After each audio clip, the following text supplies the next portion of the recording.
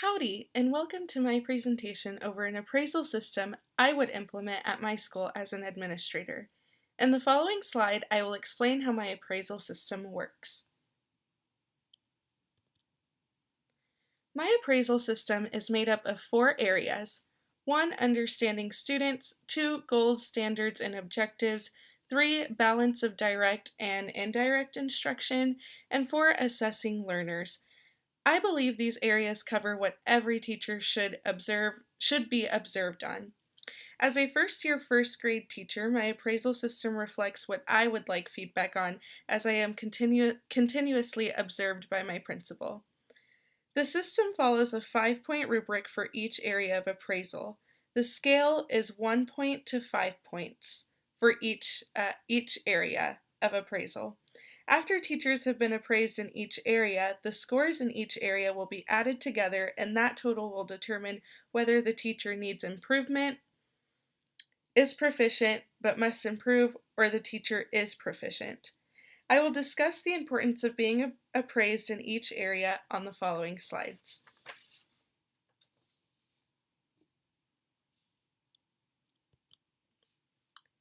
Boric et al. Explains that when teachers understand their students' personalities, backgrounds, and learning abilities, we are better able to serve our students and ensure academic success. For this reason, I have chosen understanding students as an area of appraisal. When observing teachers in this area, administrators should ask themselves, does the teacher show an understanding of his or her students and create engaging lessons as a result? As you can see here, the rubric shows a 1 to 5 point rating, a 1 being teacher does not demonstrate an understanding of students and thus does not create engaging lessons, whereas a 5 is the teacher does demonstrate an understanding of his or her students and is able to create meaningful and engaging lessons. The 2, 3, and 4 points try to cover any gray areas that administrators may observe in the classroom and in looking through lessons.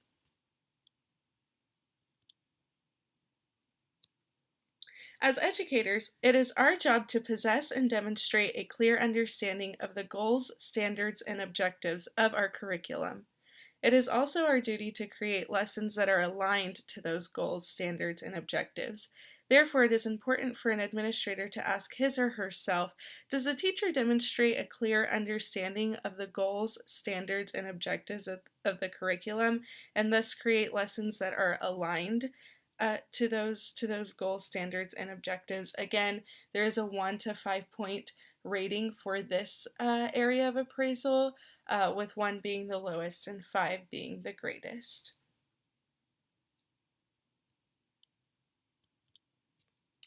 In this course, I learned how to distinguish between direct and indirect instruction, how and when to apply each form of instruction, and how to find a proper balance between both. For example, phonics instruction can be taught directly, whereas math can be taught more indirectly, as students as students are tasked with answering open-ended questions and investigation in math, whereas phonics must be taught directly through repetition. It is important that teachers find a proper balance between both and use them appropriately. An administrator appraising a teacher in this area might ask his or herself, does the teacher employ a good balance of direct/indirect instruction and know when to use each?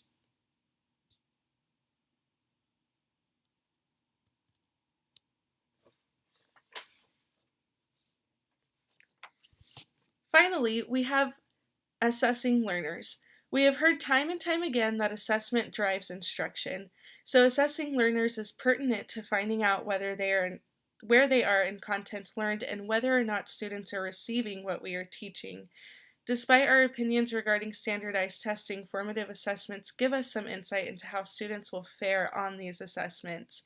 Because assessments are such an important part of our job, I decided to make it an area of appraisal. I remember one of my first master classes being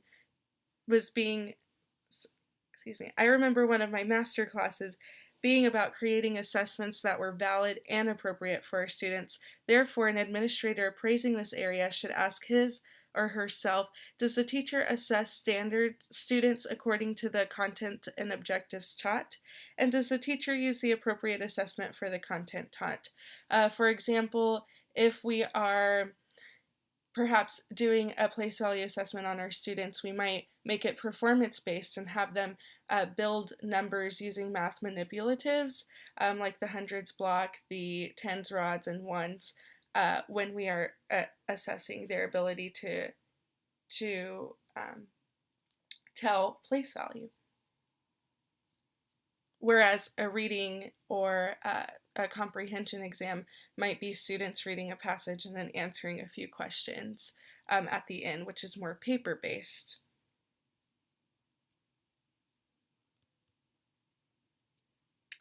As mentioned before, teachers will be rated in each area according to a 1 to 5 point scale rubric. After administrators have rated their teachers in each area, they will fall into a category based on a 0 to 20 point system. So teachers can fare a 5, which means this teacher needs to improve. They are not proficient. Then they can either score between 6 and a 14, where the teacher is proficient but should show improvement throughout the year. And then we have the 15 to 20 points where the teacher is considered proficient.